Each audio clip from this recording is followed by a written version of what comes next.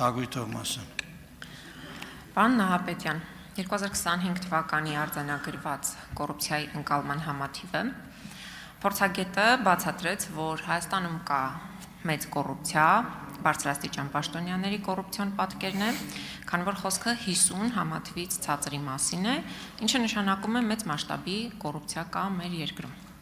Փորձագետի այս բացատրությունը եւ եզրահանգումը նաեւ ձեր աշխատանքի գնահատականն է։ Եվ այս առումով արձանագրելուց բացի, ես կուզեմ, որ դուք պատասխանեք մի քանի հարցերի, մասնավորապես 35 էջանոց ձեր զեկույցում 12 էջ, ոնց որ 2000-ականների արխիվը ընթերցեմ, այդ թվում եւ մամուլի հրապարակումները, այնտեղ հանդիպեցին նաեւ օրինակ իմ բացահայտումներին լրագրողական տարիների, որոնք վերաբերում են նախկին տարբեր պաշտոնյաներին։ Հասկանալի է, նախընտրական տարի է, նախկիններին վերաբերվող գործերի մասին պետք է խոսել, որ քաղաքացիական պայմանագիր կուսակցության ներկայացուցիչները դիվիդենդներ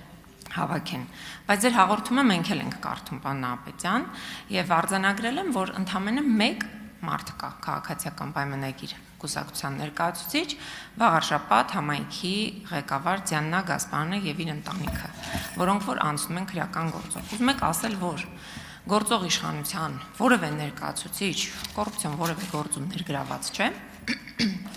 Անկամ Հովիկ Աղազարյանը, որ արդեն քաղաքացիական պայմանագրի հետ կապ չունի, այդ իր պետական գաղտնիքի չարչարկված գործը ինչ եղավ, վերջը ինչ գաղտնիք էր բացահայտել,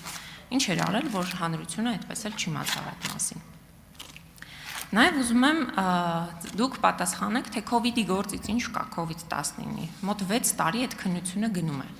Արսեն Թորոսյանը ուժային կառույցներին ամեն ինչի մեջ մեղադրեց պոպուլիզմի, ոչ պրոֆեսիոնալիզմի, դիլետանտության։ Ու հիմա ինքը նախարար է, իսկ դուք 6 տարի այդ գործը քննում եք։ Այն պայմաններում, երբ ֆինանսների նախարարությունը վերահսկողական ծառայության շուրթերով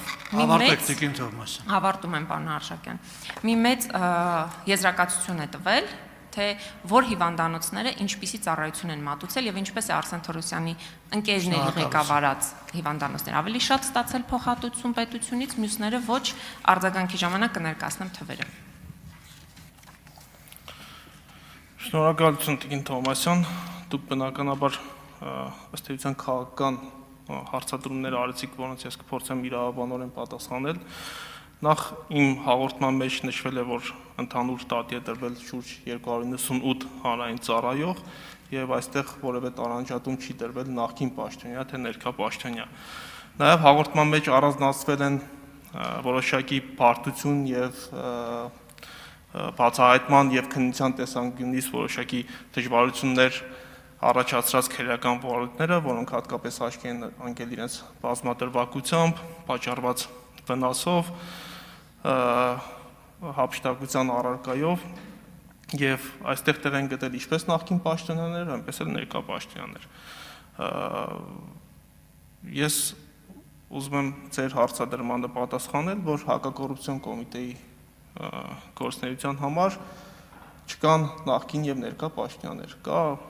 ընդդացակարգ հստակ, կա քրեական դատավարություն եւ համապատասխան հաղորդումների հիման վրա քննվել են քրեական վարույթներ, այդ թվում նաեւ նախկին տարիների նախաձեռնված քրեական վարույթներ եւ հասել են իրենց տրամաբանական ավարտին։ Եվ նորից եմ ասում, հնչեղություն ստացած քրեական վարույթների մասով հաղորդման մեջ տեղ են գտել որոշակի արձանագրումներ, բայց բնականաբար դրանք չեն սպառվում այն ցանկով, ինչ որ ներկայացվել է հաղորդման տեքստում։ Մենք ունենք 298 հանրային ծառայող, որոնց մեջ նաև որոշակի թիվ են կազմում գործող պաշտոնյաները։ Այս մասով այսքանը,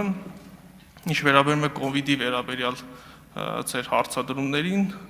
COVID-ի հետ կապված հակակոռուպցիոն կոմիտեում քննվում է մի քանի քրեական վարույթ, ժամանակի ընթացքում այդ քննված քրեական վարույթներից մեկը կամ մի քանիսը, այս բանին չեմ հիշում, մեղադրական եզրակացությամբ ուղարկվել է դատարան, դատարանում եւս այսինքն ընթացիկ վարույթ ունենք, իսկ այն մասով, որը շարունակում է հակակոռուպցիոն կոմիտեում քննությունը, իրականացվում են անհրաժեշտ քրեադատավարական գործողություններ եւ երբ որ այդ վարույթները հասնեն իրենց տրամաբանական ավարտին, դուք եւ հանրությունը այդ մասին կիրազեկվի։ Շնորհակալ եմ։ Արձագանք։